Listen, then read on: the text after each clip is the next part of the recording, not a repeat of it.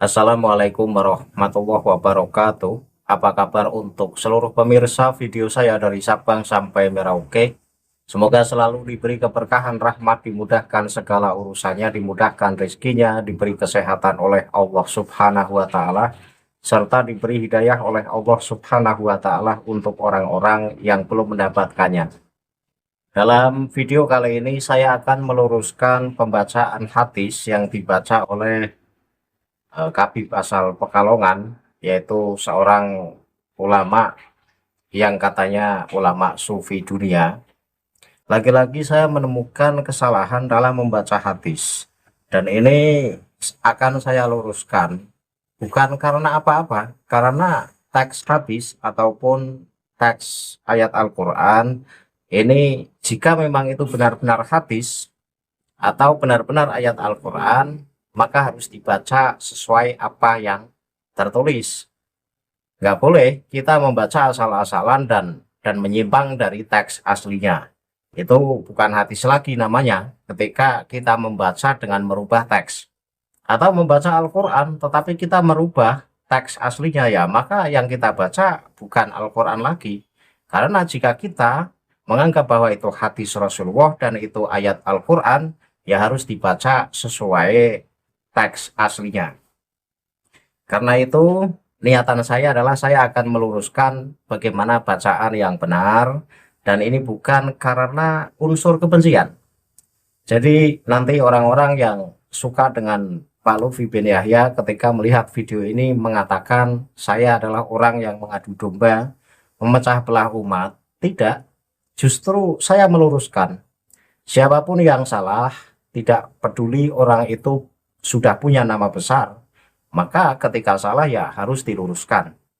Ya, orang yang besar adalah orang yang menerima ketika salah dan kemudian diluruskan, siapapun yang meluruskan. Maka sangat miris ketika orang yang sudah punya nama besar kemudian tidak mau diluruskan, tidak mau dikasih tahu ini bacaan yang benar. Karena apa? Ya karena orang yang sudah punya nama besar, apalagi nama besar itu adalah ulama. Seorang ulama ini biasanya memberi nasihat kepada orang lain, maka ketika sesekali dinasehati atas bacaan yang salah, ya harus menerima. Jangan maunya menasehati tapi tidak mau dinasehati. Nah, itu bukan tipe ulama yang baik. Nah, kali ini saya menemukan video yang berbeda dari video yang kemarin saya upload. Tetapi kesalahannya masih sama. Cuma ada kesalahan tambahan lagi, yaitu membaca hadis yang lain. Namun seperti apa videonya, nanti akan saya tampilkan. Tapi sebelumnya untuk seluruh penonton dari manapun semua yang belum subscribe channel saya, bisa tekan tombol subscribe, kemudian like, serta share video ini ke teman-teman semua agar yang belum tahu menjadi tahu. Yakinlah bahwa munculnya channel ini semata-mata untuk mengedukasi kepada seluruh umat muslim di Indonesia agar tidak terjerat oleh doktrin-doktrin sesat yang dilancarkan oleh golongan yang mengaku sebagai keturunan Rasulullah dengan mengatasnamakan agama. Tanpa berlama-lama, langsung saya tampilkan cuplikan ceramah Pak Lutfi bin Yahya yang salah dalam membaca teks hadis. Penonton bisa simak video ini baik-baik.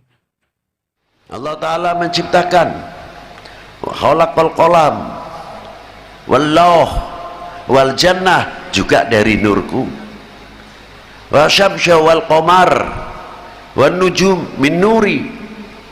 Tapi yang hebat akhir hadis ini luar biasa. Apa diantaranya? Wa khalaqa nurul ma'rifah fi qulubil mu'minin min nuri wala fakhr. Allah Ta'ala menciptakan nur ma'rifah yang dimasukkan setiap lubuk hati orang yang mukmin itu dari nurnya baginda Nabi Sallallahu Alaihi Wasallam. Maka apabila kita membaca salawat, ya wajar. Karena apa? Nurul ma'rifah itu tadi dari sebab nur baginda Nabi Sallallahu Alaihi Wasallam. Nah, kita kembali hadis yang pertama tadi, Makanya tadi dibacakan oleh siapa, Habib Ahmad apa siapa, Al-Idrus, yang menceritakan awwala man yas'alani fi qabri anni, sebelum dua malaikat menanya, yang ditanya pertama kali adalah kenal tidak sama Muhammad Rasulullah sallallahu alaihi wasallam. Itu pertanyaannya. Pasti akan dijawab kenal ya walal malaikatillah. Dari video yang baru saja kita saksikan bersama, di situ Pak Lutfi membaca hadis. Hadis itu adalah hadis Jabir seperti yang kemarin saya bahas. Hadis itu adalah hadis yang menurut para pakar hadis adalah hadis dhaif. Tapi lagi-lagi bukan masalah status hadisnya yang saya bahas, itu adalah pembacaan yang salah yang akan saya bahas. Pak Lutfi membaca yang pertama, wa khalaqa nurul ma'rifati fi qulubil mu'minina min nuri wala fahr. Jadi ada yang teksnya ada yang fi qulubil mu'minin, ada yang teksnya fi qulubil mu'minin. Tetapi yang menjadi persoalan di sini adalah wa khalaqa nurul ma'rifati. Ini Pak Lutfi membaca wa khalaqa nurul ma'rifati. Yang benar Pak Lutfi membaca wa khalaqa nurul ma'rifati. Ini menjadi bahaya karena wa khalaqa lan wis nyiptakaken sapa Allah nurul ma'rifati ing nurul ma'rifat. Jadi nuro itu menjadi maf'ul, objek. Jadi yang diciptakan oleh Allah ya nur ma'rifat. Lah ketika dibaca nurul ma'rifat, maka yang menciptakan menjadi nur ma'rifat. Lah ini kan merusak makna. Wa khalaqa lan wis nyiptakaken apa nurul ma'rifati, nur ma'rifat. Lah menciptakan apa? Nur ma'rifat menciptakan apa? Lah ini salah. Yang benar adalah Allah sudah menciptakan nur ma'rifat. Jadi fa'il dari lafadz khalaqa itu adalah lafadz Allah, dan nurul ma'rifati itu menjadi maf'ul yang diciptakan. Nah kalau dibaca nuru ya berarti yang menciptakan. Nah itu salahnya besar di situ. Itu ya saya luruskan lagi-lagi, dalam pertemuan yang berbeda Pak Lutfi membawa materi yang sama, yaitu membaca hadis Jabir, hadis yang dhaif, tetapi salah lagi dan salah lagi. Dalam video kemarin Pak Lutfi juga membaca wa khalaqa nurul ma'rifati fi qulubil mu'minina min nuri wala fahr. Nah, dalam video kali ini pun Pak Lutfi masih sama membacanya wa khalaqa nurul ma'rifati. Nah, ini kan berarti modal hafalan, bukan sabkulisan ya. Kalau orang sabkulisan, oke lah di pertemuan yang lain kita bisa kepleset. Tapi di pertemuan yang lain tentu tidak kepleset. Karena apa? Ya orang yang paham tata bahasa ini ketika salah itu ya tetap lumrah, saya anggap lumrah. Tetapi kalau selalu salah dan dalam pertemuan yang berbeda masih membawa hadis yang sama dan dibaca salah lagi dan salah lagi, ini tandanya bukan kepleset, tapi ini memang modal hafalan. Itu ya. Jadi satu, wa khalaqa nurul ma'rifati itu salah, yang benar adalah wa khalaqa nurul ma'rifati. Nurul itu menjadi maf'ul, kalau dibaca nuru berarti menjadi fa'il. Ini merubah makna. Kemudian yang kedua, Pak Lutfi membawakan hadis awalama yas'alani fil qabri ani.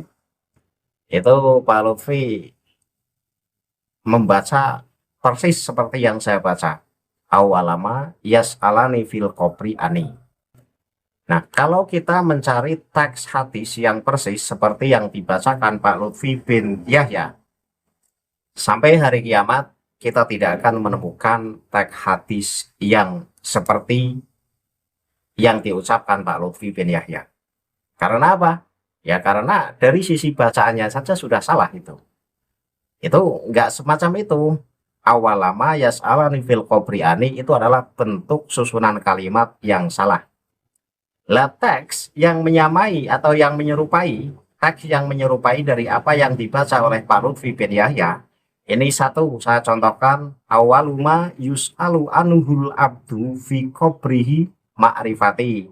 Ini perkataan pertama yang ditanyakan kepada seorang hamba di dalam kuburnya adalah mengenai makrifat atau pengenalan pengetahuan kepadaku. Maksudnya bahwa yang pertama kali ditanyakan di alam kubur untuk orang yang baru saja meninggal, yaitu ditanyakan tentang apakah kenal Nabi Muhammad atau tidak. Ya, status hadis ini lagi-lagi dhaif. Cuma ya Pak Lutfi atau Habib-Habib lain seringkali memakai hadis dhaif untuk menunjang keakuannya bahwa aku ini cucu Rasul. Sehingga mencarilah hadis-hadis yang mendukung pengakuannya bahwa akulah cucu Rasul. Maka ketika seseorang baru saja meninggal, maka yang pertama kali ditanyakan di alam kubur adalah apakah kenal Muhammad atau tidak. Padahal hadis-hadis yang sahih itu ya pertanyaan yang populer ya man robuka wa man nabiyuka dan seterusnya, itu hadis yang sahih. Nah, ketika hadis dhaif yang justru dipakai untuk ceramah, ini mengindikasikan ceramah itu adalah untuk mendukung pengakuannya bahwa akulah cucu Rasul, sehingga nanti setiap muslim yang mati, setiap orang yang meninggal akan ditanya apakah kau kenal Muhammad atau tidak. Itu pertanyaan yang pertama katanya. Tapi nggak masalah. Artinya saya tidak fokus di pembahasan apakah hadis dhaif atau tidak. Tetapi lagi-lagi teks hadis atau matan hadis yang dibacakan oleh Pak Lutfi bin Yahya yang berbunyi awalama yas'alani fil qabri ani tidak ada. Nah, status hadis yang tadi saya baca yang berbunyi awaluma yus'alu anhul abdu fi qabrihi ma'rifati. Ini pakar hadis, ini melihat redaksi hadis itu hadis yang statusnya adalah dhaif jiddan, maksudnya sangat lemah atau maudhu. Jadi hadis itu adalah hadis palsu jika disadarkan langsung kepada Nabi Muhammad. Hal ini karena hadis-hadis sahih secara mutawatir menyebutkan ada 3 pertanyaan, yaitu tentang pertanyaan siapa Tuhanmu, apa agamamu, dan siapa nabimu, yang diberikan secara bersamaan bukan hanya satu. Kemudian matan tentang kecintaan atau mahabbah, ini saya kutipkan lagi teks yang hampir mirip dengan apa yang dibaca oleh Pak Lutfi bin Yahya. Jadi ada sekelompok golongan tertentu yang menganggap bahwa teks yang akan saya baca ini adalah sebagai hadis Rasul. Teksnya berbunyi awaluma yus'alu anuhul abdu hubun nabi wa ahli baitihi. Artinya yang pertama kali ditanyakan kepada hamba adalah tentang cintanya kepada Nabi dan keluarganya. Ini ada golongan-golongan tertentu yang menganggap bahwa ini adalah hadis. Ya laki-laki, ini adalah untuk mendoktrin ya. Untuk mendoktrin agar kita cinta banget kepada ahli bait Rasulullah ini. Jadi orang-orang yang suka gembar-gembor cintailah ahli bait ya akan menganggap bahwa hadis ini adalah sebagai hadis yang benar. Ya ahli bait yang benar sih nggak masalah. Artinya ahli bait itu kan orang yang hidup serumah dengan Rasulullah, itu ahli bait. Ya kalau yang mengaku sebagai cucu Rasul ini nggak masuk sebagai kategori ahli bait. Tetapi ya ada satu golongan yang mengaku bahwa mereka pun sebagai ahli bait, sehingga memakai teks ini sebagai hadis Rasulullah untuk mendukung pengakuannya. Nah, status hadis yang baru saja saya baca ini oleh para ulama seperti Ibnul Jauzi dalam kitab Al-Mawdu'at atau kumpulan hadis-hadis palsu, dan juga Imam Adz-Dzahabi, mereka menilai sanadnya rusak karena terdapat perawi yang dianggap pendusta atau sering memalsukan hadis untuk tujuan dakwah. Dalam beberapa riwayat atau penjelasan ulama, yaitu dalam kitab At-Tadhkirah karya Imam Al-Qurtubi misalnya, sering dibahas bahwa Rasulullah bersabda, awaluma yus'alu anhul abdu fi qabrihi ani. Nah, ini yang mendekati teks yang dibaca Pak Lutfi bin Yahya. Yang pertama kali ditanyakan kepada seorang hamba di dalam kuburnya adalah tentang aku Rasulullah. Nah, status ini lebih sering dianggap sebagai intisari atau ringkasan para ulama dari hadis-hadis panjang tentang fitnah kubur. Tujuannya adalah menekankan bahwa pertanyaan tentang Nabi adalah penentu utama apakah seseorang itu mukmin atau bukan. Ya, sementara teks hadis sahih yang memiliki struktur mirip yang berbunyi awalu ma yus'alu anhul abdu yaumal qiyamati min amalihi sholatuhu. Ini jadi struktur bentuk susunan kalimat hadis yang sahih yang mirip dengan hadis yang dibaca Pak Lutfi bin Yahya itu beda jauh. Ini adalah struktur hadis yang mendekati apa yang disampaikan oleh Pak Lutfi bin Yahya, tetapi ini tidak masuk karena Pak Lutfi bin Yahya itu menghendaki bahwa pertanyaan di alam kubur untuk setiap orang yang baru saja meninggal adalah awalama yas'alani fil qabri ani. Itu kata Pak Lutfi. Jadi yang pertama kali ditanya di dalam kubur itu adalah tentang aku Muhammad. Apakah kau kenal Muhammad atau tidak? Nah, yang saya bahas itu adalah kesalahan teks. Pak Lutfi salah membaca. Jika memang teksnya seperti itu, karena saya cari-cari nggak ketemu itu teks hadis yang berbunyi awalama yas'alani fil qabri ani. Itu saya cari teksnya nggak ada. Paling-paling ada yang mendekati atau yang mirip. Tapi Pak Lutfi itu salah, tetap membacanya salah. Kalaupun ada, itu Pak Lutfi tetap salah membacanya. Itu enggak awalama, awaluma yas'alani fil qabri ani. Awaluma yas'alani fil qabri ani, karena itu kan menjadi mubtada, itu mubtada harus dibaca rofa, lafat awalu. Atau boleh dibaca awala, tetapi harus ada pendahuluan huruf ina. Itu inna awalama yas'alani fil qabri ani, itu baru benar.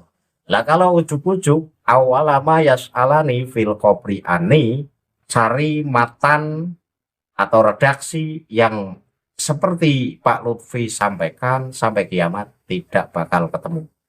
Saya yakin tidak bakal ketemu karena pembacaannya saja salah. Kalaupun ada seperti yang dibaca Pak Lutfi bin Yahya, hadis yang seperti dibaca Pak Lutfi bin Yahya itu benar-benar ada, itu cara membacanya bukan awalama yas'alani fil qabri ani. Yang benar adalah awaluma yas'alani fil qabri ani. Nah, terlepas dari ada atau tidaknya, saya mengkritisi dari ilmu tata bahasa. Jadi secara ilmu tata bahasa, ketika tiba-tiba susunan kalimat dibaca awalama yas'alani fil qabri ani, itu salah. Yang benar adalah awaluma. Jadi nggak dibaca awala, tapi awalu, memakai harokat domah, rofa itu, karena menjadi mubtada. Atau boleh dibaca awala, tapi didahului dengan inna awalama yas'alani fil qabri ani, itu baru benar. Jadi dua ya yang saya kritisi. Yang pertama sudah saya kritisi di video kemarin, cuma yang sangat saya sayangkan dalam pertemuan yang berbeda pun masih salah dalam membaca hadisnya. Itu yang sangat saya sayangkan. Nah, yang kedua ini juga salah dalam pembacaan, maka saya luruskan lagi. Dan untuk siapapun ya, siapapun yang salah, maka harus siap diluruskan. Karena meluruskan kesalahan itu tanggung jawab kita semua. Jangan ketika diluruskan kemudian tidak terima atau mencak-mencak, atau merasa kehormatannya itu direndahkan, itu salah kaprah. Justru orang yang mulia adalah orang yang mau diluruskan ketika memang salah. Karena ulama-ulama besar itu adalah ulama yang siap dikritik dan siap diluruskan ketika salah. Karena seperti yang sudah saya katakan kemarin, salah itu bisa menghampiri siapa saja. Tidak hanya menghampiri orang-orang awam seperti saya, bisa saja menghampiri orang-orang yang sudah disebut sebagai ulama. Maka ketika memang manusia al-insan mahalul khata' wan nisyan, ya memang sudah seharusnya ketika salah ya mau diluruskan dan berterima kasih ketika diluruskan. Untuk Muhibin, jangan komen framing. Ini adalah video meluruskan bacaan yang salah. Nanti dikira saya menebar kebencian. Tidak, saya tidak menebar kebencian sama sekali. Bahkan saya itu hormat kepada siapapun. Saya hormat kepada siapapun. Terlebih kepada orang yang lebih tua, baik tua ilmunya atau tua usianya. Karena saling menghormati ini adalah tuntunan ajaran Islam. Bahkan sudah menjadi budaya di tanah yang kita cintai ini, yaitu di negara Indonesia. Itu adalah ciri khas orang Indonesia adalah saling menghormati satu sama lain. Saya kira cukup. Akhirul kalam, billahi taufiq wal hidayah. Wassalamualaikum warahmatullahi wabarakatuh. Salam maras untuk seluruh muslim di Indonesia.